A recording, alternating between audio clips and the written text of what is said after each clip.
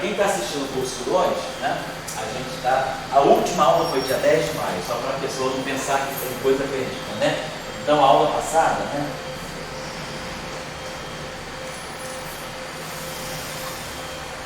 Foi a aula 6, né? Aula número 6, esqueci de botar aqui a aula número 7.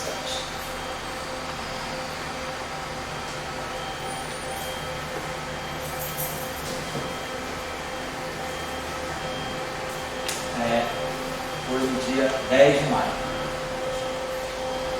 Então a gente está. Bom, essa aula agora, né, que está chegando agora, dia 1º de junho, 3 semanas, né? Então houve um gap aqui de 3 semanas, só para ficar claro para quem está assistindo. Né?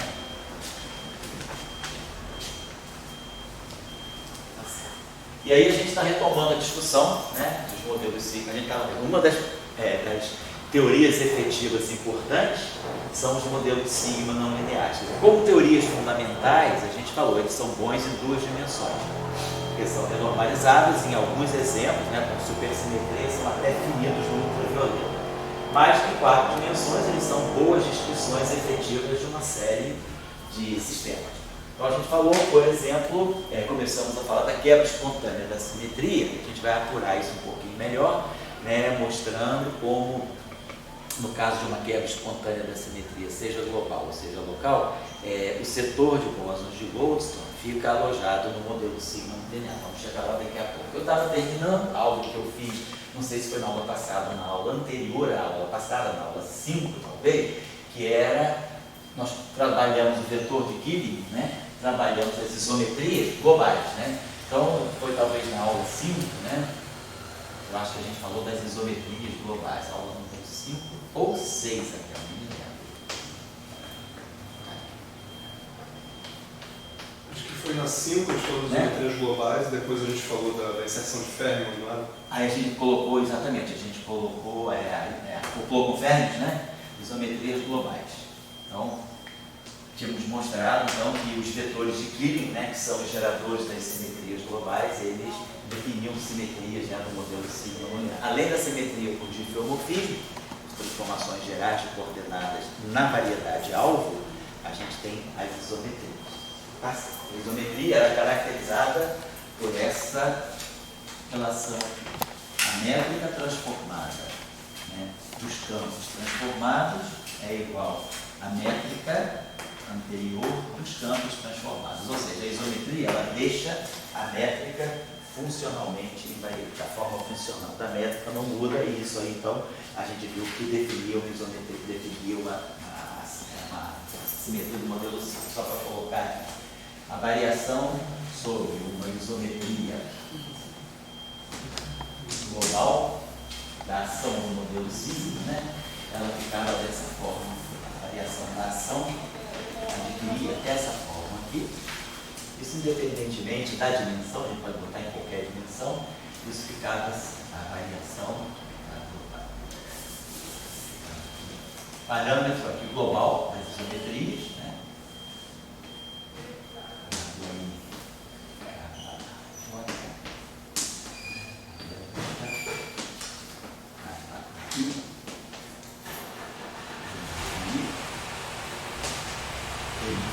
E essa, sendo um vetor de Killing, essa grandeza aqui é 0, né? Porque K' é um vetor de Killing.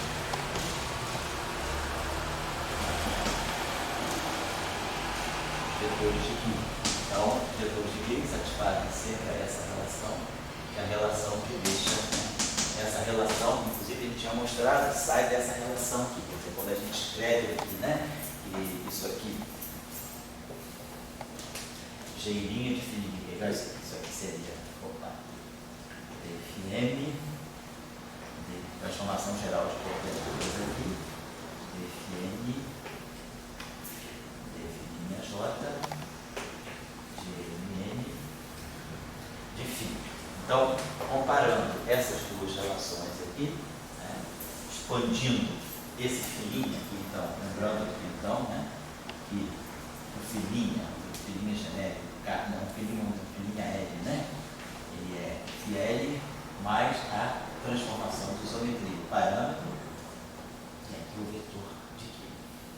Aí tinha todo um algebrismo que a gente fez, aí acabou chegando no símbolo de Christoffel, na conexão, e tiramos aquelas derivadas covariantes. Basicamente, a gente trabalhava isso aqui, expandia isso aqui em primeira ordem em epsilon, isso aqui em primeira ordem em epsilon, isso aqui em primeira ordem em epsilon, juntava tudo aqui, né? Então, daqui saía a condição de que daqui sai na planilha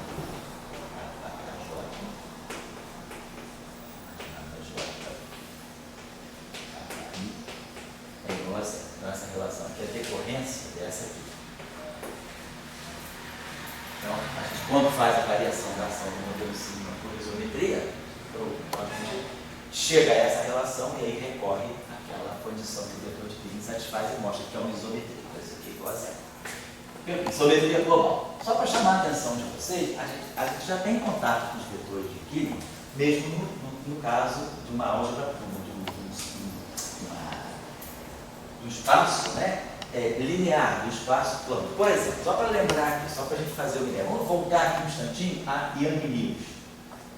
Vamos voltar aqui à teoria de Yang-Mills, o modelo de Yang-Mills, onde nós, por exemplo, tenhamos um n-plete de campos escalares. Vou colocar aqui n, então vamos ver que a gente tem aqui um n-plete de escalares. Então, quando a gente escreve a derivada covariante, o que a gente faz? A gente sai aqui das derivadas usuais e passa para as derivadas covariantes. A derivada covariante nós definimos em geral, né, colocando aqui a constante de acoplamento, né, mais IG. Aí colocamos aqui os campos de Bates, os geradores com seus elementos de matriz atuando em função. Então, essa é a forma padrão da derivada covariante de Yang-Mills, no caso de campos escalares, por exemplo. Poderia fazer isso para Fermi? Vale a mesma coisa para Fermi, só que, no caso do modelo sigma, nós estamos falando de campos escalares, por isso que eu estou chamando de campos escalares. Agora, observem o seguinte, se eu fizer essa contração aqui eu tenho todas as matrizes da álgebra de simetria, elementos de matriz atuando no Φ. Isso é linear em φ. Eu posso congregar toda essa informação num vetor KI de φ, chamando isso aqui de um KI de φ. Para cada gerador, eu vou ter um vetor, né? A partir de cada gerador, deixa eu apagar isso aqui. Por exemplo, se nós estivermos falando do grupo SO3, então eu posso associar os geradores com os campos, quer dizer, o que eu estou fazendo, o nosso vetor de Killing é uma função dos campos. Nesse caso aqui, ele é uma função linear. Então, o meu vetor de Killing está definido linearmente a partir do campo. Quer dizer, o elemento de matriz, né, com o campo. Por exemplo, só para pegar um caso bem explícito, né, se nós pegarmos, por exemplo, SO3, vamos pegar os três geradores de SO3. Então, a gente tem o gerador G1, né? Aqui 0, 0, 0, 0, 0, 0, 0, 0, 0, gerador G2,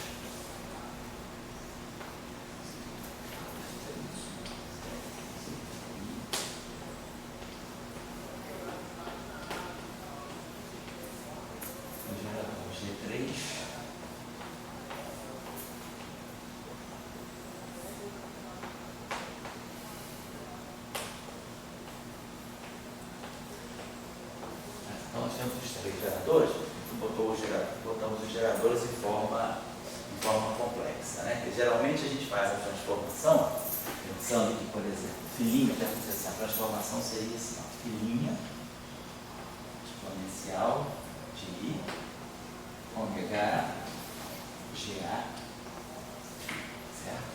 Então, esse I aqui, junto com esse gerador, faz essa combinação aqui e ficar real. Então, quando nós escrevermos aqui, então o nosso ΔΦ, vamos colocar aqui o nosso ΔΦ, vai ficar I, vamos passar o nosso ΔΦI, I, ômega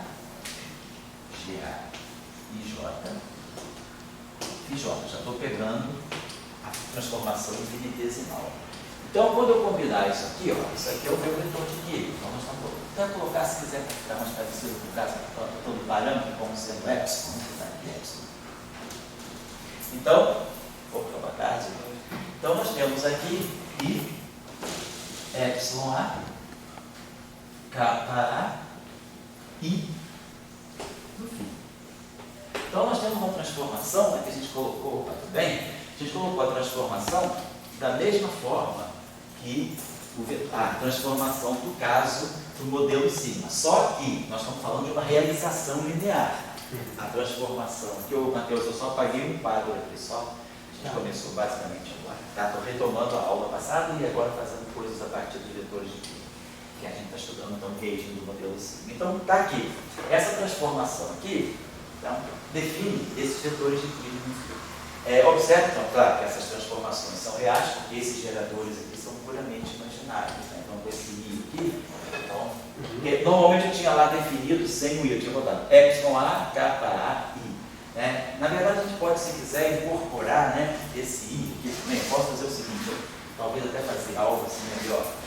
Vou tirar esse e vou fazer o seguinte, vai apagar isso aqui, vou colocar, fazer o seguinte, vou deixar assim. Eu vou incorporar, fazer o seguinte, chamar I, que é pura, GA e J, que são puramente imaginários. E J, isso tudo aqui é uma combinação. Se os campos φ são reais, isso tudo aqui é real, no final do dia. Então isso aqui vai ser para nós, tá? I, não estou chamando isso tudo. Então, para nós, essa derivada covariante, né, ela vai poder ser expressa em função desses vetores de Killing, desse modo de φ mais A. Kappa A. I.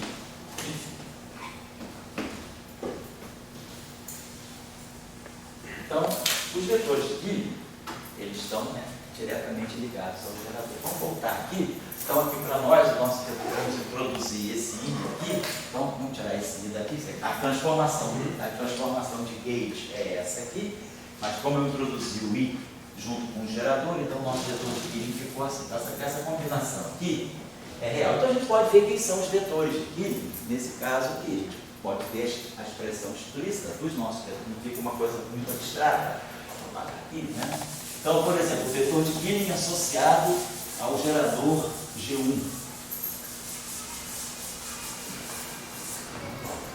O vetor de Killing aqui é kappa 1 e vai ser I vezes a matriz G1, vai ficar 1 menos 1. Vai ficar 0, 0, 0, 0, 0, 1, 0, menos 1, 0. Essa matriz atuando em φ1, φ2, φ3. Então, isso aqui vai dar para nós esse vetor. 0, φ3, menos φ2. Então, esse é o primeiro vetor de Killing, associado ao gerador G1. Depois, quando nós pegamos, pessoal, quem quiser fazer depois, completa. Vamos tirar o K2I. Vetor de Killing kappa 2. Então vai ser essa matriz G2 aqui, 0, 0, menos 1.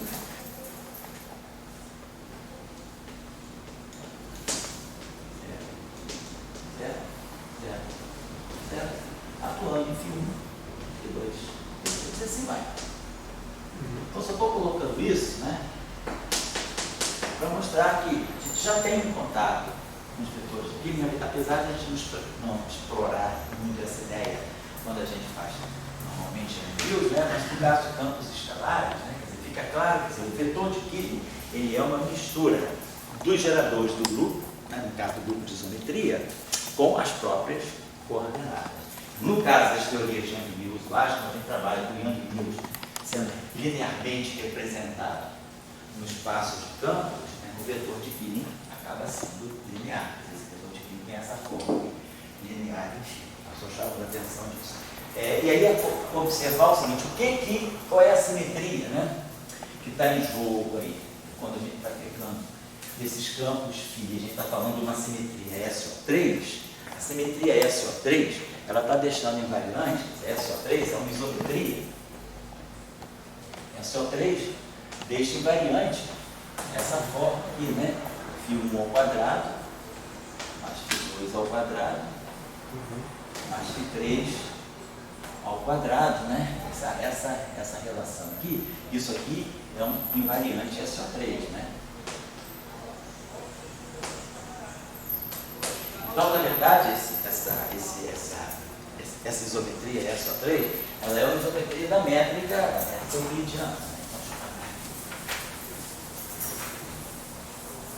Então, a condição que a gente está tirando, então, esse SO3, ele deixa invariante essa métrica. Quem é a métrica? A métrica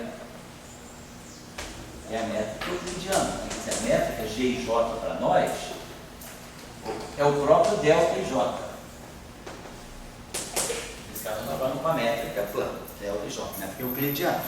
Então, a condição dos vetores de Killing, para deixar a métrica invariante, para ser isometria dessa métrica, o vetor de Killing tem que satisfazer essa condição. Nabla I, kappa AJ, para cada vetor de Killing, cada um deles, né, satisfaz a essa condição. Essa é a condição para deixar essa métrica invariante. Então, vamos ver isso aqui. Nesse caso, o nosso espaço é plano, a nossa métrica é plana, então não tem símbolo de Christoffel. Né? Os símbolos de Christoffel, como vocês se lembram, né? Quando a gente define essa derivada covariante aqui, eles dependem da métrica inversa e de derivadas da métrica. Como a nossa métrica é constante, nesse caso, então, o nosso vetor de Killing, a nossa derivada covariante, digamos assim, é a própria derivada usual. Então, essa condição vai ficar DI kappa AJ mais DJ kappa AI igual a zero. Então, vou botar aqui os gamas, né? O símbolo de Christoffel, gama M e J são identicamente zero, porque nós estamos falando de uma métrica constante, uma métrica plana. Então, vamos aplicar essa condição aqui. Podemos tirar o I, porque o I vai ser global, né? Em cada capa vamos ter o I, que vai sobrar para nós, vai ser, quando eu tirar a derivada I desse cara aqui, tirar a derivada DI do kappa J. Né? Então, vamos ver, o nosso kappa J vai ser algo do tipo JK ficar. Né? Quando for tirar DI do kappa J. Então, o kappa J vai ser GAJK ficar. Quando eu tirar a derivada em relação a I do φ kappa, vai sobrar um delta de, vai ficar um GA e K. Então, vai ficar aqui GA e J. Né? Eu tenho aqui, deixa eu botar aqui só para... Esse kappa J vai ser I, GA, JK, φK. Então, quando eu tirar a derivada do φ kappa em relação ao φi, vai dar um delta de kappa I, então vai ficar delta de J, então vai ficar delta de JI.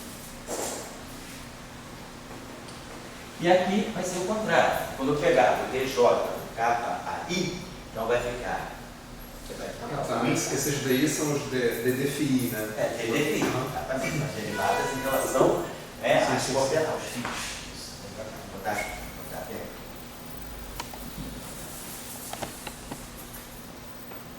Derivada em relação a φ.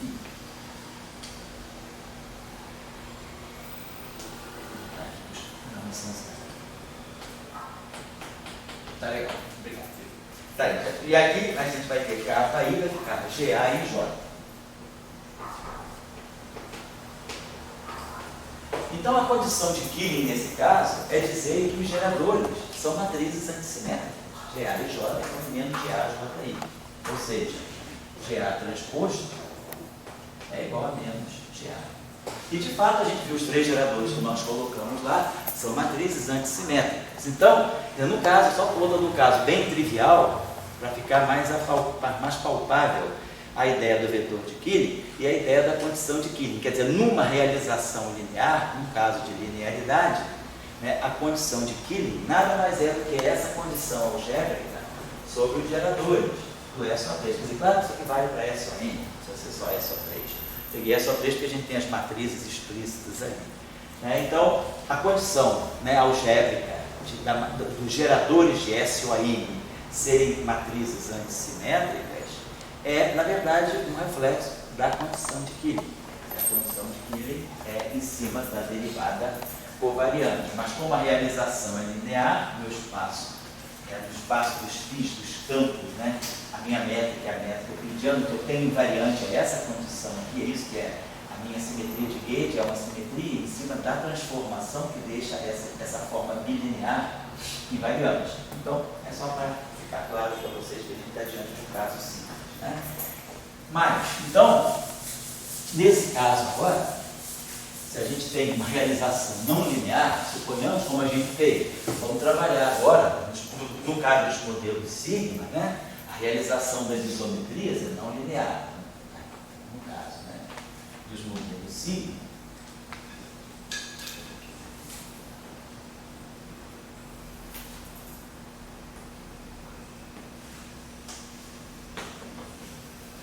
A realização da isometria, as isometrias, né?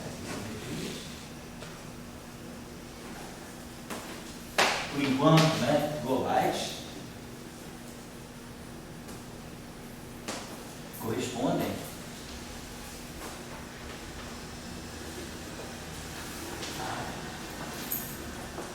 a transformações, né, não linearmente realizadas.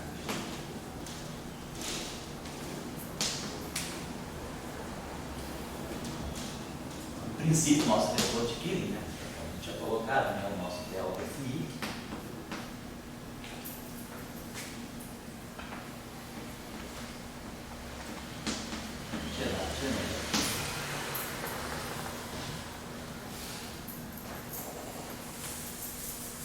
Agora, o que nós estamos observando? Que o natural é o vetor de Killing se acoplar diretamente ao campo de Gauge. Quer dizer, a realização linear, ela mostra para nós que o vetor, os campos de Yang-Mills, eles se acoplam diretamente ao vetor de Killing. Quer dizer, esse acoplamento do campo de Yang-Mills como gerador, numa visão mais geométrica, é o acoplamento do vetor do campo de Yang-Mills com os vetores de Killing. Aqui. Então, se nós agora vamos para a realização não linear, seria, então, deixa eu apagar aqui então, aqui, quando nós tínhamos feito as isometrias globais, né, nós tínhamos uma ação, claro, sem campo de Yang-Mills. No nosso caso, nós partimos daqui. A nossa ação no modelo sigma é assim, né? Essa foi aqui. Não sei o que está em D dimensões, não importa, né? A gente tem aqui G e J.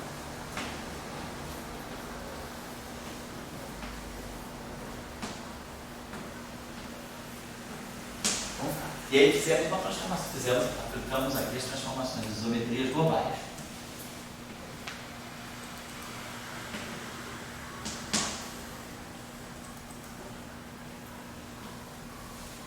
E aí a gente viu que a nossa ação era invariante, quando a gente fazia isso aqui, né?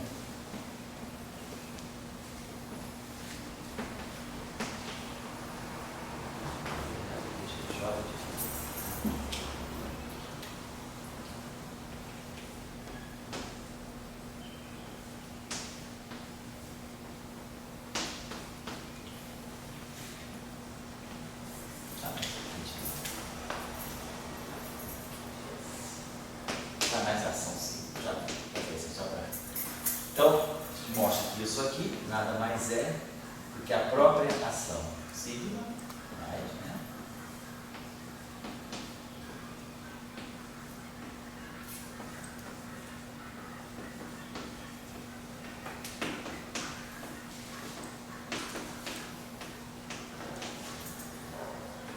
Foi isso que a gente mostrou na outra aula e retomamos agora. Mas isso aqui é zero. Então, a gente tem invariância da ação no modelo sigma. Perfeito. O que nós vamos fazer agora? A isometria passa a ser local. Se a isometria passa a ser local, essa derivada, então, tem que ser modificada. Nós temos que... O que vai acontecer quando a isometria ficar local? Que vai atrapalhar toda a derivação que nós fizemos. É que essa derivada aqui, esse objeto aqui, no caso global, era simplesmente isso aqui, dmi, i, mais epsilon a, kk, i. Esse epsilon era global. Então, ao fazer essa manipulação para chegar a esse resultado aqui, a gente pode, sem nenhum problema, passar esse f para fora da derivada. O que a gente fez aqui foi ficar i mais epsilon a, e aí a derivada do mi, do kI em relação a mi, o que a gente fez? A gente derivava em relação a um φm, do kI, lá na regra da cadeia, e derivava depois do φm em relação a xmi. Foi isso que a gente fez, mas foi importante, a gente precisou fazer isso para chegar a esse resultado, mas foi importante para nós foi que esse f fica completamente inerte frente à derivada. Agora não. Se a isometria vai ficar local, a gente vai fazer ficar local o parâmetro f. Então agora a gente vai ter um delta φ, né? Um epsilon do x, né? E aqui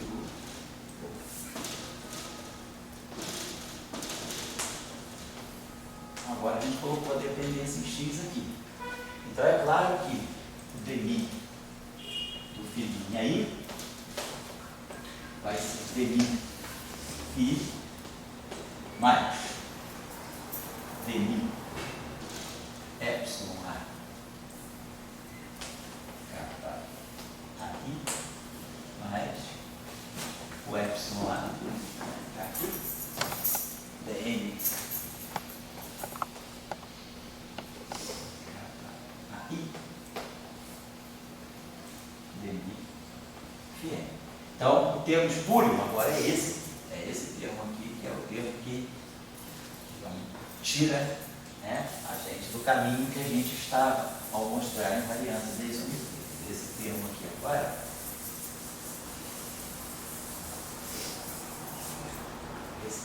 agora é o que nos ensina aqui.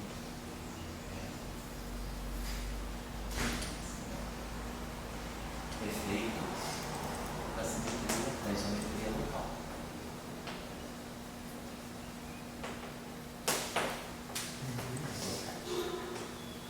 Então, claro, a gente já sabe que, conhecendo Yang-Mills, a nossa receita é covariantizar essa derivada. Então, o que a gente tem que fazer é sair dessa derivada e uma nova derivada.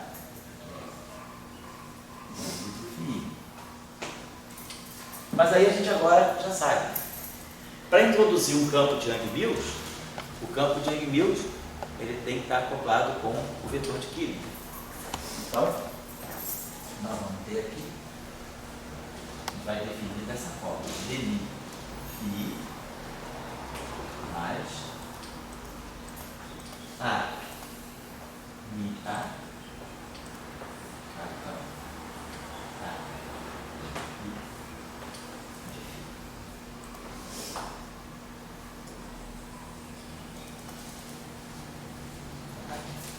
então, com essa derivada covariante, a gente agora faz o acoplamento então, do modelo sigma, né, com Yang-Mills. Faz o gauging do modelo sigma. Isso modelo de sigma com gauge não aparecem na matéria condensada, quando se estuda ferromagnetismo, e nem também na física hadrônica, quando se estudam os modelos quirais, mas em supergravidade, quem for fazer algum trabalho, você, né? Em supergravidade, o modelo sigma, o gauging do modelo sigma se torna uma discussão importante. Então, eu estou só falando com vocês, que eu poderia nesse curso saltar isso, mas eu acho só uma questão, como é que todo mundo é mais ou menos da área da teoria, todo mundo que é da área da teoria de campo, então se por acaso esbarrar com supergravidade, vai ver que o gauging do modelo sigma é muito importante. O trabalho importante que tem de gauge de sigma modulus é um trabalho do Witten. É um trabalho do Witten da década de 80. Né? Tem um trabalho muito interessante, tem um trabalho, esse trabalho do Witten, não sei quantas páginas, né? Então é uma referência fundamental, uma referência fundamental dos modelos sigma com gauge, né?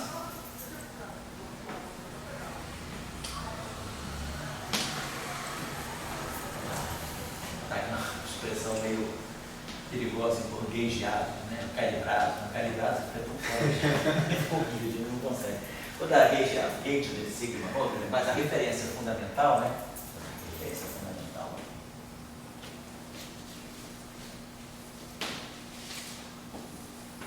É um trabalho livre. E o trabalho dele é justamente gauge de sigma, uma currícula, acho que é de 83, mais ou menos, 83, 84.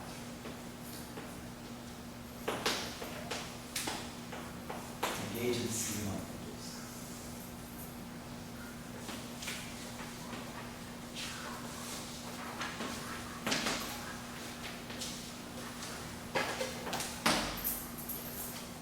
Bom, então, a ação que vai dizer assim, que acopla os modelos sigma com Young Mills, a gente vai poder escrever ela dessa forma.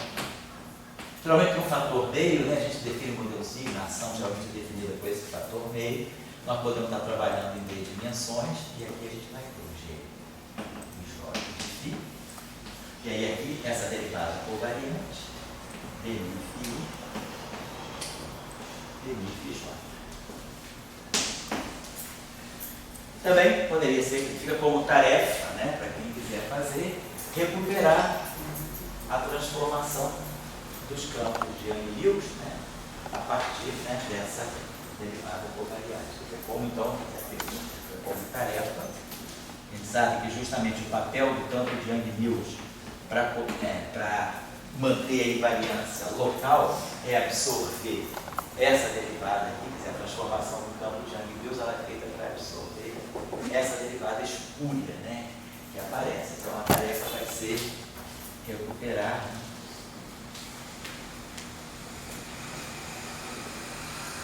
a transformação, vamos dizer assim, de isometria do campo de Young-Mills.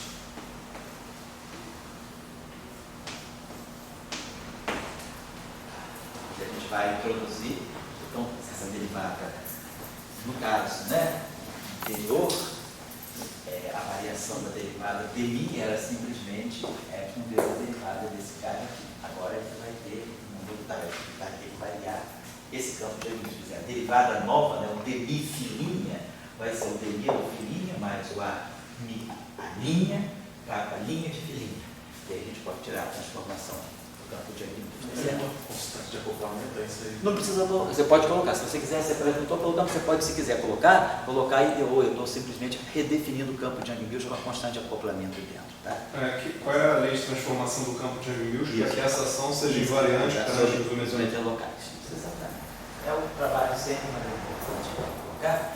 Deixa eu também chamar a atenção de uma coisa aqui, que não nesse curso, mas no curso anterior, aí alguém teve essa dúvida, e só para sanar, porque lembrar que vocês talvez não tenham essa dúvida, mas quem está assistindo o curso pode ter, que era, quando eu dei uma aula parecida com essa, há um semestre atrás, me pediram para ver, antes de fazer o caso do modelo sigma, refazer esse exercício para Young-Mills, só para mostrar aqui rapidinho, fazer aqui para Young-Mills, né? Então, retomando aqui, então, só o seguinte, vou botar o seguinte aqui, aplicando, né? Nem aplicando, vou colocar assim, particularizando.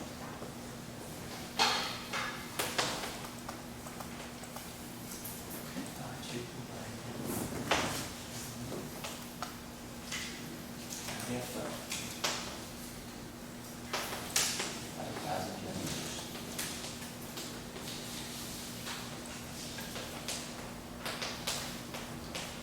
Então, como a gente faz, quando a gente trabalha com Young-Mills, o que a gente faz é definir essa derivada covariante aqui, né? dμ, φ.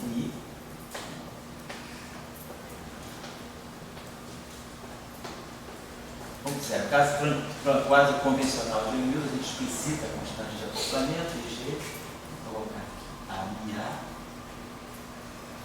Vamos fazer o seguinte, eu nem vou botar o gerador, eu vou botar assim, A, Mi, por enquanto se deixar geral.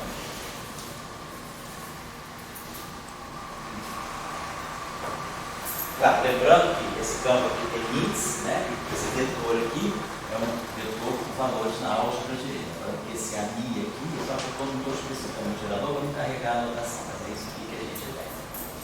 Então, é claro, a variação da derivada covariante, o que a gente espera é que, em teoria de Arrhenius, a variação da derivada covariante seja exatamente igual à variação dos campos, né? Bom, então, só colocando aqui, então isso aqui é a variação da derivada covariante, vai ser a variação do DNφ. Claro, mas a variação do DNφ, o φ, quer dizer, a variação é só funcional, então a derivada comuta com a variação. Então, a variação da derivada é a derivada da variação, mais IG delta AMI, vamos pegar a variação em decimais vezes φ, mais IG AMI delta φ. Vamos colocar assim. Então, estou pegando a variação da derivada covariante, né? E a gente quer tirar a variação do campo de Arrhenius, é basicamente o que a gente vai estar fazendo aqui, só que aqui fica um pouquinho mais sutil por causa da presença do vetor de Killing. Então, vamos lá. Então, vamos trabalhar então com essa variação infinitesimal. Então vai ficar a variação do delta do DNφ, agora que eu tenho, vamos pensar que esse delta φ, deixa eu escrever aqui, o delta φ para nós é IG, vamos colocar aqui os parâmetros εA, GA, φ. Estou colocando notação matricial, mas na verdade é delta φ I, GA, IJ, IJ. Então estou deixando aqui notação matricial. Então estou estudando como se esse φ é um vetor coluna, isso aqui é a matriz. Tá? Então, depois a gente coloca isso, só para não ficar carregando muito isso desnecessariamente. Então vai ficar G, que é a derivada do parâmetro, o gerador e o campo, mais IG, parâmetro, gerador e aí sim, derivada do campo. Então, de novo, como lá no caso dos modelos sigma, esse é o terminho único, né? Quando a simetria fica local. Depois, quem nós queremos achar, que é a variação do campo de Yang-Mills, isso aqui é a nossa busca. E depois, mais IG, aí, delta φ. De novo, delta φ tem aqui IG, A, GA. Certo. Então vamos ver o seguinte aqui. Desse lado, nós temos o gerador aqui a gente tem o gerador para derivada, perfeito. Esse aqui é o que a gente está querendo buscar. E aqui eu tenho, aqui tem uma matriz, né? Isso aqui é matricial, então tem uma matriz, vamos dizer assim, AMI, GB. Vamos só tirar esse IG com esse IG aqui, vamos botar logo menos G ao quadrado, menos G2. E o que nós estamos precisando isolar é, digamos, esse gerador atuando. Aqui nós temos esse AMD GD. Então, o que nós estamos precisando, né, é para poder tirar esse cara aqui. Então, esse cara aqui para nós, vamos também escrever dessa forma. Esse nosso cara aqui é um delta A, A, GA. Então, é isso que a gente está precisando. A gente está precisando buscar alguma coisa que seja o coeficiente desse GA φ aqui, né? Então, vamos lá. A gente aqui tem esse GA. Então, esse φ aqui, como a gente está observando, né, ele está sempre, tudo está atuando, né, em cima dele. Então, ele está sempre à direita aqui. E a gente está precisando, agora aqui a gente tem algo que é essa variação aqui é matricial, e aqui a gente tem essas duas matrizes contidas aqui. Vamos pegar esse termo aqui, pode escrever só esse terminho, só dessa força. Eu só retomar esse termo aqui, colocando aqui menos G2, εA, B, B aqui eu tenho GBGA, isso. GBGA. Então aqui a gente pode usar, claro, a regra de comutação, né, entre B e A, então lembrar que GBGA, GA, GB, ou GBGA, pelo comutador de álgebra de Lie, GB, GA é GA, GB, mais I, F, B, A, C, GC. E a gente consegue fazer dessa forma, menos G2, epsilon A, AMB. GA, GB, troca a ordem do GA com GB com VI, e aqui vai aparecer o termo menos I, G2, epsilon A, AMB, F, B, A, C, GC. Vai ser limpo. Bom, então a gente ficou agora tudo mais ou menos arrumadinho. A gente tem essa derivada, esse gerador aqui atuando no. Aqui está no delta φ, né? Aqui eu tenho um delito delta φ. Então a gente aqui não está exatamente com delta φ. Mas vamos botar aqui o seguinte: vamos fatorar agora todas as coisas que a gente puder fatorar. Aqui eu tenho menos IGA e aqui eu tenho G2. Vamos retomar. Em vez de escrever G2, só para fatorar, fica melhor botar IG vezes IG. É melhor. Porque aí a gente aproveita aqui IG. Então, aquele menos G2 é IG vezes IG. E aí com sinal mais. Então, a gente pode evidenciar esse cara aqui, IG, epsilon A, GA. IG, epsilon A, porque eu trouxe o GA para o lado esquerdo, passei o GB para cá. Então, ficou IG, epsilon A, GA, IG, epsilon A, GA. Então, fica aqui, IG, epsilon A, GA. Então, esse termo aqui, estou trabalhando junto com esse termo aqui, está indo junto com esse aqui. Vou tirar isso aqui para não ficar carregando muito quadro, tá? Eu só usei então a relação de comutação da álgebra de Lie dos geradores. Então, esses dois termos aqui ficou IG, epsilon A, tá? GA. E aí nós vamos ter aqui dmi, φ. E aí aqui, esse GA foi para cá, porque ele passou, isso aqui é o número na matriz, né?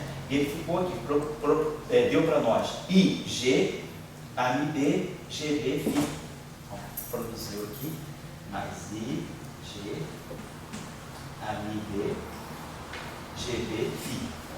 Mas isso aqui para nós é a derivada covariante. Então, ficou I, epsilon A, licença aqui, então, esse terminho aqui, então, deixa eu apagar isso aqui.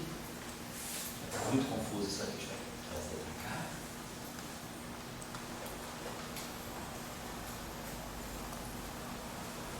Então, estou trazendo isso aqui para cá. Então, esses dois termos aqui se juntaram aqui. Depois ficou esse termo aqui, mais IG, dmi, epsilon A, GA aqui, esse termo aqui, esse termo aqui, menos G2, que eu também vou escrever de novo, aqui ficou menos IG2, então vai ficar menos IG vezes G. Só botar menos IG vezes G, epsilon A, botar essa constante de estrutura na frente, FABC, FBAC,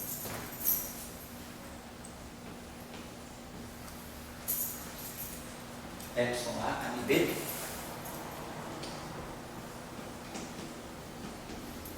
GC. Então, estou esquecendo que esse termo aqui foi com esse, juntou aqui, esse termo que está aqui, esse termo aqui, opa, veio aqui também, e aí tem esse termo que eu não posso esquecer, que é o nosso corpo que a gente está buscando, mais IG. Só para estar dando para ler aqui. Lá para ler, sim. Mais IG, delta, AMA, GA. Então, aqui G, delta, AMA, GA. Então, o que nós queremos é que a derivada covariante se transforme da mesma forma no campo. Então, nós queremos que isso aqui, delta, dmi, seja I, exatamente como o campo se transforma. IG. A primeira parcela, né? Exatamente. É a primeira parcela. IG, epsilon A, GA, dmi, φ. É justamente isso que está aqui, que é o dmi, φ. Então, claro, esse termo aqui vai se cancelar com esse termo aqui. E aí a gente ficou com esses três termos aqui, que é de onde a gente vai ler a transformação do campo de Young-Mills. Agora eu posso apagar esse lado aqui. Se eu errei, paciência, não vou poder recuperar. Mas vocês aí, o Edson e Vera também, né? Bom, então a gente agora, então como observou, o lado esquerdo é justamente o primeiro termo do lado direito, é tudo que a gente quer. Derivada por variante de Young-Mills, ela tem que se transformar exatamente como o campo original, sem derivada. Então esse termo cancela esse, e aí a gente ficou gerador GA. Aqui, vamos voltar só depois a gente muda os índices aí para não pular demais. Então ficou I, G, DI, A, GA, Φ. Aí a gente está observando, tudo isso é igual a zero, porque eu esqueci de colocar, porque tem um Φ também, né? Φ que a gente esqueceu. Então tem Φ, isso tudo é igual a zero. Então, isso mais isso é igual a zero. Isso vale para qualquer Φ. Então a gente pode fatorar o Φ, só que vai ter que ser zero independentemente do Φ. Então vai ficar IG delinear GA menos IG, tá aqui, G de novo, BAC. É porque tinha um φ em todos os lugares, então eu esqueci de colocar esse φ aqui, tá bom? BAC, epsilon, tá? GC. E depois o último termo, que é o termo do Young-Mills. O φ foi embora. Agora é só renomear com C. Isso, vamos renomear, talvez tudo tem aqui, é só chamar esse C aqui de A, então, né? Isso, trocar com C. Então o A vira C e o C vira A. O A vira C, o C vira A. O A vira C e o C vira A. Então a gente tem GA aqui, tem GA aqui, tem GA aqui. Tudo é igual a zero. Então, tudo tem que ser igual a zero, qualquer que seja o gerador. Então, se a gente quiser, na verdade, tem uma expressão assim, alguma coisa do tipo, sei lá, alguma coisa do tipo GA igual a zero. Por que o GA pequeno tem que ser zero? Então, isso aqui é uma matriz. Eu posso multiplicar toda essa matriz à direita por GB e tomo um traço. Mas o traço de GA GB é a menos de uma constante fixada, que é o operador, que é o valor do alto valor de Casimir, é um delta AB. Então isso aqui no fundo vai ficar delta AB, traço de GA, quer dizer, se GA é um número, sai do traço, fica traço de GA GB, que é delta AB. Então, no fundo dá um GB igual a zero. Então, por isso que a gente está dizendo que aqui, poder tirar a combinação linear, né, dessas matrizes sendo zero, na verdade quem é zero é o coeficiente da combinação linear, porque essas matrizes satisfazem essa relação de ortogonalidade, né? Na álgebra de Lie, a gente pode sempre transformar todo esse traço aqui num coeficiente que depende da representação vezes delta B. Então, dependendo da representação, isso aqui é um coeficiente não nulo, então, na verdade, isso é proporcional a um delta B, então, portanto, sendo igual a zero, não tem problema. Então, aí daqui a gente tira que a gente pode dividir então tudo por IG, dividir tudo por IG aqui, eu preciso desse carinha aqui e divido por IG. Então a gente fica aqui o delta A. Aqui eu posso fazer o seguinte, esse A vem para cá, então vai ficar, só botar aqui, sobrou um G, né? G, F, BAC, DCA. Epsilon C, e depois o outro terminho que vem para cá, vem com o sinal menos devido a epsilon A, que é o termo, né, que justamente vai fazer gauging para nós. Só para manter a ordem dos índices, eu posso botar, na verdade, FBAC, eu posso botar FABC, e aí pode ficar esse terminho, pode escrever assim, G, FABC, AMD. Então a gente obtém a forma infinitesimal, né, da transformação de Young-Mills. Quer dizer, basicamente é isso que vocês têm que fazer no caso anterior. Só que o detalhezinho é o que é a variação da derivada agora, né, com o termo depois. Só essa tarefa que eu deixar. Perfeito, só para chamar a atenção disso. Então, a gente viu, né, com a aula anterior e com a aula de hoje, como acoplar um modelo sigma com férmions. Então a gente viu no caso dos modelos sigmas com férmio, dos modelos sigma com férmions, os férmions têm que ter dois tipos, né, de números quânticos. Quer dizer, o férmio tem o número quântico espinorial do espaço-tempo-alvo, né, do espaço-tempo do modelo sigma, não do espaço-alvo. Ao mesmo tempo, o férmio tem um índice, que a gente viu, né, a gente estava a colocar o férmio com um índice vetorial do ponto de vista do espaço-alvo. Então, o férmio, ele é férmio do ponto de vista do espaço-tempo, mas ele é um vetor do ponto de vista da variedade do modelo sigma. Então, se a gente estava falando, por exemplo, de uma 4 esfera, de uma n esfera, como a gente falou, o modelo sigma definido numa SN, numa n esfera, esses espinores, eles são espinores do espaço-tempo, mas são vetores, né, da variedade. Você seria um vetor n-dimensional, né, dentro dessa esfera SN. E aí os campos de Young-Mills, eles já vão numa outra direção. Então, eles se acoplam via, minimamente, né, via derivada covariante com os vetores de Killing. Então, a associação que é fundamental para nós, que o vetor de Killing nada mais é do que uma expressão, né, dos geradores com as coordenadas. Então, por exemplo, no espaço de Minkowski, não importa, a gente também pode tirar quem são os vetores de Killing do espaço de Minkowski. O espaço de Minkowski é SO13, né? O grupo de isometria é o SO13, o grupo de Lorentz. Tem 6 geradores. Então, para cada gerador, eu vou associar um vetor de Killing. Né? Então, a gente vai lá, a gente geralmente chama os geradores de sigma mini. Né?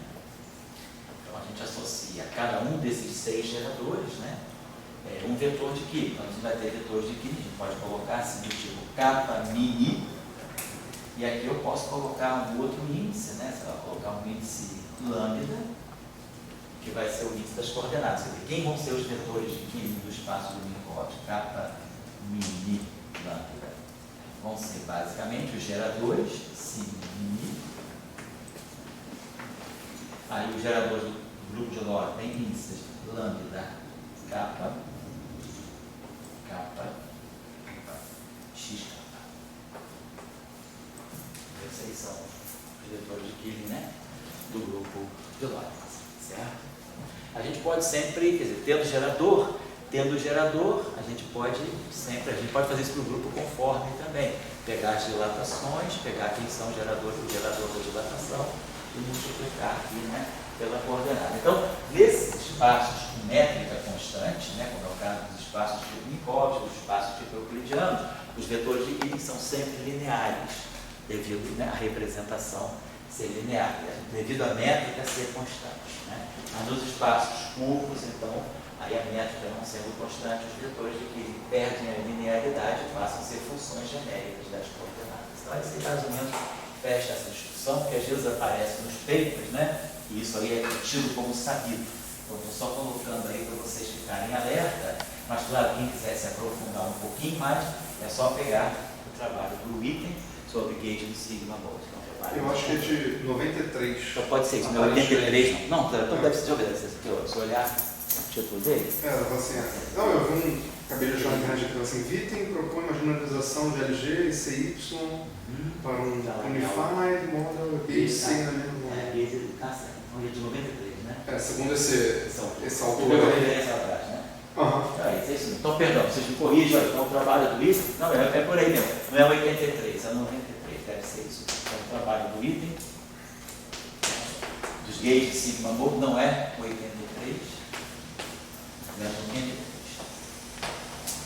O gauge do sigma mode, corrija, alguém precisa ler o trabalho interessante. Tá, obrigado, Felipe.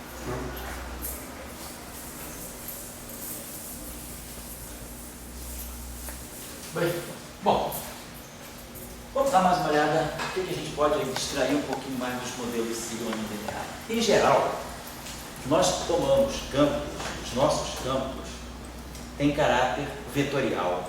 Os nossos campos, em geral, são representações, né, lineares, né, tanto do grupo do espaço-tempo. Nós pegamos nossos campos, são tensores ou são espinores do espaço-tempo. Depois, se tem uma simetria interna, eles são vetores de alguma representação desse grupo de simetria interna. Agora, a questão é, E se nós pegarmos campos que não sejam mais valorados, não sejam mais lineares, no sentido de que esses campos não são representações lineares de nenhum grupo, mas esses campos têm um caráter matricial, ou seja, vamos dizer, os campos não estão na álgebra, mas se os campos estiverem no grupo. Então, por exemplo, suponhamos que, ao invés de trabalhar com campos, né, vamos dizer, na representação, suponhamos que a gente tem um grupo SUN, e que eu tenha a representação adjunta de SUN. A representação adjunta, né, ela tem dimensão M2 menos 1. Suponhamos que eu tenha campos φ nessa representação adjunta. Tá? Representação adjunta. Então, normalmente a gente pode pegar esse campo φ e escrever como um vetor coluna. Eu posso escrever o meu φ como um vetor coluna, com M2 menos 1 componente.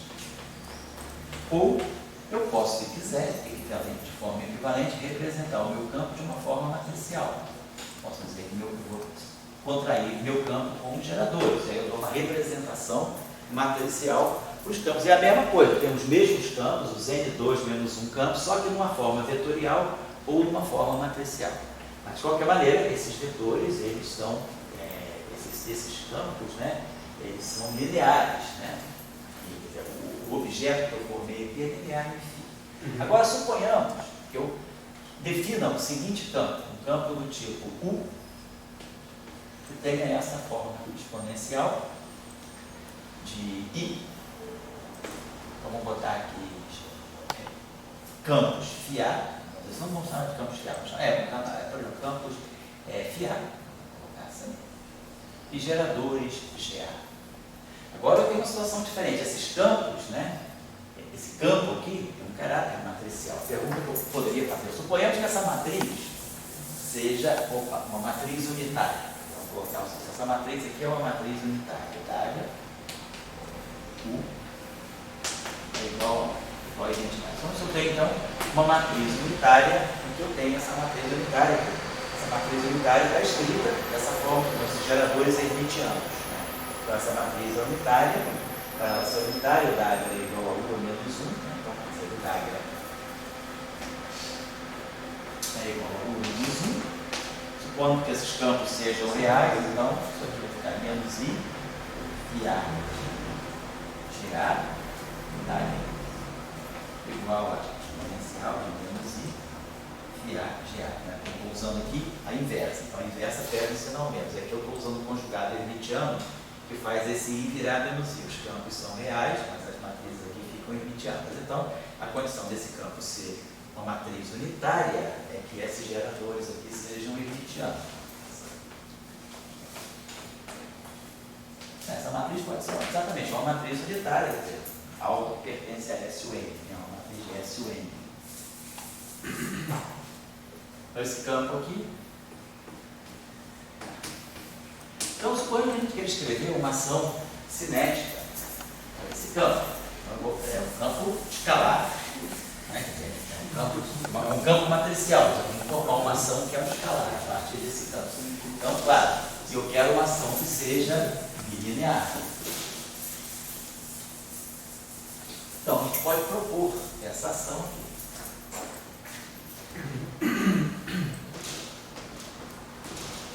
A gente tem só não estou fixando nenhuma dimensão do espaço-tempo, mas a gente pode escrever essa ação aqui. DI, como se esses objetos, esse U é uma matriz, vamos tomar o traço, né, para poder formar um escalar. Traço do DI Dagger vezes DI. É como se fosse, né, uma ação escalar. DI estar, DI. Só que agora, ao invés de eu ter campos vetoriais, eu tenho um campo matricial. Então eu tenho que tirar o traço dessa matriz poder ser um escalar, né, no espaço interno, no espaço de SUN. Tirando o traço, isso aqui não é mais uma matriz, é um número. E isso aqui também é um escalar do ponto de vista do grupo de Lorentz. Tá certo. Tem esse traço aqui. Mas vamos observar o seguinte: como essa matriz é unitária, nada me impede de colocar aqui a identidade sobre essa forma. Cuidado. Vou colocar a identidade. Então isso aqui ficou, eu posso escrever, usando a propriedade associativa das matrizes, né? Demi do Dagger vezes 1. Tudo isso sujeito ao traço, claro, né? Vezes o Dagger Demi U. E claro, pegando o traço disso tudo aqui. Esqueci o traço. Legal? Agora, essa matriz aqui é unitária. O Dagger U é igual a identidade. Por que eu estou fazendo isso? Para poder conduzir, mostrar que o que está aí dentro é um modelo sigma. Então tá aqui. Ele parece sempre que a gente é igual a fantasma. Espera ter um modelo sigma na cara da gente. Então esse cara, Demi Dagger. O modelo sigma é quase um oscilador harmônico. Na hora aparece na vida da gente, né? Então essa condição aqui satisfeita. Isso aqui é igual a zero, né? A derivada do identidade, então ele derivei em relação a x' aquela relação. Então é claro que Demi Dagger vezes U é a mesma coisa que menos o Dagger Demi U. Então eu posso substituir isso aqui por menos o Dagger Demi U. E aí eu fiquei com um produto, né, de um campo por ele mesmo. Então a gente ficou com esse produto, na verdade. Deixa eu passar isso aqui. Mas vamos explorar agora um pouco mais por que essa manipulação ela é importante para nós, porque essa concatenação aqui, o Dagger Demi U, se a gente olhar bem, isso aqui é uma matriz de SUN. Isso aqui também é uma matriz de SUN. Então a gente pode pensar o seguinte: não importa o operador que está aqui, vamos dizer, quando a gente tem essa estrutura aqui, ó, o Dagger, um operador, vamos chamar aqui um operador A, e aqui o U, vamos colocar aqui a forma matricial. Isso aqui é exponencial de menos I, ômega A, GA. Isso aqui é A, isso aqui é exponencial de I, ômega A, GA, ômega B, GT, tanto faz. Mas o que a gente sabe é que a gente pode aplicar aquela expressão, né, que dá essa expansão aqui, né, quer dizer, o que é isso aqui? A gente pode expandir isso aqui. Isso aqui é A menos I mais o comutador de menos I ômega A GA. Não, deixa eu pagar uma coisa mais simples. Sabe essa expressão aqui? Exponencial de menos B, operador A, exponencial do operador B. Isso aqui é a mesma coisa que A, menos comutador de B com A, mais um meio, aquela famosa expressão de Hausdorff, né? B, comutador de B com A, e assim vai, né? Vai toda a vida. Aí depois B, 1 sobre 3 fatorial, né? Aquela forma que dá para nós a espécie disso aqui. E a gente representa isso dessa forma: exponencial menos a derivada de I de A em relação a B. Onde essa derivada de I de A em relação a B, a gente define dessa forma: o comutador de B com A. Então essa forma aqui adquire, né? Aquela forma como ela vai em todas as ordens, ela é uma espécie de uma exponenciação desse operador aqui. Esse operador exponencial. O primeiro termo é identidade, o segundo termo é B com A, depois o outro termo é B com A. Quer dizer, esse é o operador aplicado nele mesmo. Então é só uma posição formal. Mas o que é importante é isso aqui. Por que isso aqui é importante? Porque nesse nosso caso, então, vou apagar isso aqui e botar direto. Nós temos isso aqui. Então, o que está estudando para nós aqui é o seguinte: o Dagger é o exponencial de menos I, ômega A, GA. Derivado em relação a x'mi, tá? Exponencial de I, ômega A, GA. Lembrando, claro, que as matrizes G são constantes. Quem deve depender de x'mi são esses campos ômega aqui. Então, quando eu expandir aquilo ali, o primeiro termo vai ser o operador de derivada puro. Mas o operador de derivada puro vai estar atuando em nada, na identidade. Então o primeiro termo é zero. Quer dizer, isso aqui eu posso imaginar que isso aqui, tudo isso aqui, atuando em 1. Então, o primeiro termo é dmi de 1, que é 0.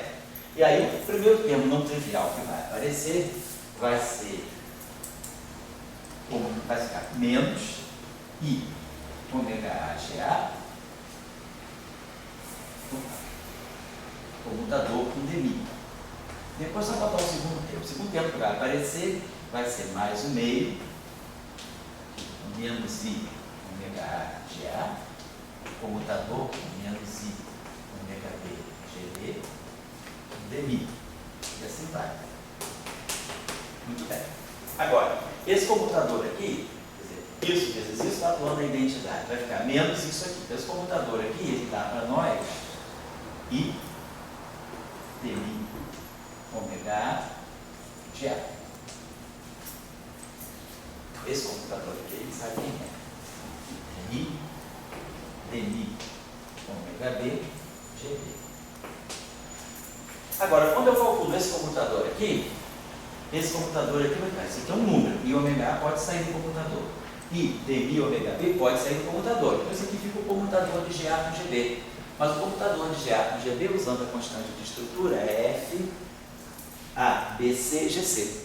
Aí, quando eu vou para o termo de terceira ordem, esse computador aqui também já quando eu pegar o termo de terceira ordem, eu vou pegar o comutador disso aqui com esse resultado aqui. Quer dizer, vou botar aqui rapidinho. Esse comutador aqui vai ficar, esse I, com esse menos I, vai dar 1, vai ficar aqui 1 meio, ômega A, dmi ômega B, e aí vai ficar o comutador de GA com GB, que é F, A, B, C, GC, botando I, né? I, F, A, B, C, GC. Então, I vem, esses dois I se cancelam, mas tem I que vem do comutador. Muito bem, mas esse comutador duplo, ele é também linear em GC. Aí, quando eu pegar de novo o terceiro comutador, que é o comutador de I, ômega A, GA, com esse comutador aqui, eu vou estar comutando duas matrizes G, que vai dar de novo a constante de estrutura e um G. Então, essa expressão é linear em G. Então, apesar de U estar no grupo, essa combinação está na álgebra, ela não está no grupo. Porque essa expressão aqui, no final de tudo, eu posso sempre escrever como uma combinação linear de geradores. Todos os termos vão estar geradores, claro, uma mistureba de constante de estrutura, ômegas e demi-ômegas. Mas essa expressão aqui, em princípio, eu poderia escrever assim, sei lá, chamar aqui um coeficiente, sei lá, lambda mi, A de A. Ela é linear. No gerador. Então, ela tem um índice mi sobrando aqui, eu posso escrever ela dessa forma. É alguma coisa linear nos geradores. Então, ela deixa de estar no grupo. Ela está na álgebra. Muito bem. Então, essa expressão aqui, né? Então, isso aqui, U está no grupo, mas isso aqui pertence à álgebra de Mi. A gente sempre chama o grupo de S e o N grande, pertence então a S e o N pequeno, que é a álgebra de Mi de S e o N. Tá? O grupo associado aqui é o U, quer dizer, então o U pertence a S e o N grupo. U inclui identidade. Ele é um elemento do grupo, é um exponencial. Esse aqui é o U. Mas essa combinação acaba ficando na álgebra. Ela é linear nos geradores. Tá? Certo? Muito bem. Então vamos fazer a seguinte. Deixa eu chamar isso aqui para cá. Então isso aqui a gente conseguiu reduzir dessa forma, assim, por menos traço assim de Dagger de mil vezes o Dagger de mil. E viu então que esses objetos aqui estão na álgebra. A gente agora está lidando com dois que saiu do grupo e foi para a álgebra. Já é uma facilidade. A álgebra tem uma estrutura linear. O grupo é algo não linear, mas a álgebra é linear. Vamos fazer o seguinte agora. Vamos lembrar o que é uma matriz de S ou N, na verdade. O que está em jogo aí? A gente tem um x-mi. A gente tem alguma coisa que depende das coordenadas do espaço temporal. Essa matriz, esse U aqui que eu não vou retomar. Tem essa estrutura aqui, exponencial de ômega GR. Quando a gente fala de um grupo de Lie, os geradores estão na álgebra. Então, o grupo é uma estrutura, como a gente já viu, SU2. O que é SU2? SU2 é uma 3 esfera. O SU2 a gente vê de repente, essa matriz SU2 aqui, para ajudar aqui, matriz SU2, A, B, C, D, né? Essa matriz é unitária, então é especial, o determinante dela é 1. AD menos BC igual a 1, porque ela é uma especial. AD menos BC igual a 1. Por outro lado, essa matriz é unitária. Então, o conjugado hermitiano dela seria A estar, C estar, B estar. Esse é o conjugado hermitiano dela. Tem que ser igual à sua inversa. Então, 1 sobre AD menos BC e a sua inversa. B, A menos B menos C, né? Fica AD menos BC menos AD menos BA, CD menos BC e menos BC. Então, essa matriz aqui é inversa da cá. Mas o determinante é 1, não esquecemos. Então, D igual a A estar. E C é menos B estar. Então, essa estrutura, e claro, AD menos BC igual a 1. Então, módulo de A ao quadrado mais módulo de B ao quadrado igual. Então, isso aí é garantir que essa matriz, sem dúvida alguma, é uma matriz SU2. Então, nós temos módulo de A ao quadrado. Então, vamos ter que essa matriz fosse assim, x mais y, alfa mais beta, e aqui o conjugado hermitiano, alfa menos e conjugado completo, alfa menos e beta. Aqui vou colocar gama menos e delta, e aqui vai ser o conjugado menos gama mais e delta. Então, se eu tirar o determinante, fica alfa 2 mais beta 2 mais gama 2 mais delta. Menos gama, o conjugado hermitiano disso aqui é gama mais e delta, então está menos gama menos e delta. Então, mais gama 2, né? Aqui é gama menos e delta. Então, o conjugado hermitiano é gama mais e delta. Então, com o sinal menos, fica menos gama menos e delta. Então, alfa 2 mais beta 2, isso aqui está dando 4. Ah, tá certo. Isso aqui é um sinal contrário, está aqui menos. Então fica menos gama 2 mais delta 2 igual. Então isso aqui é uma S4. Quer dizer, isso aqui é uma S3, uma esfera tridimensional unitária. Eu tenho 4 pontos, quer dizer, é como se fosse uma esfera unitária num mundo quadridimensional. Então, como eu posso escrever o delta em função de alfa, beta e gama, eu tenho 3 parâmetros independentes. Então, um dos parâmetros independentes de S2 é uma 3 esfera.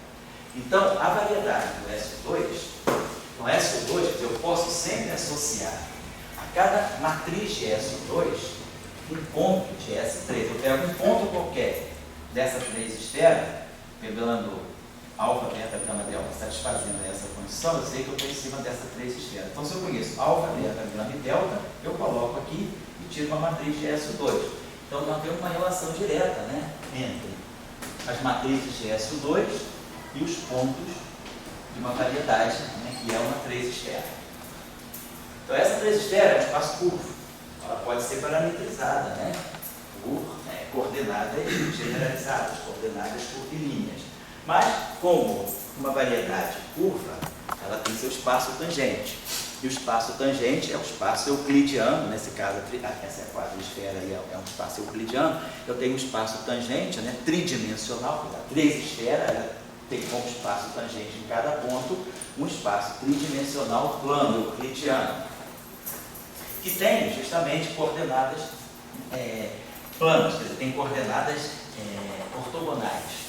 Então a gente está fazendo aquela ideia da variedade. Eu estou relacionando os pontos, quer dizer, no ponto de tangência, né, que a gente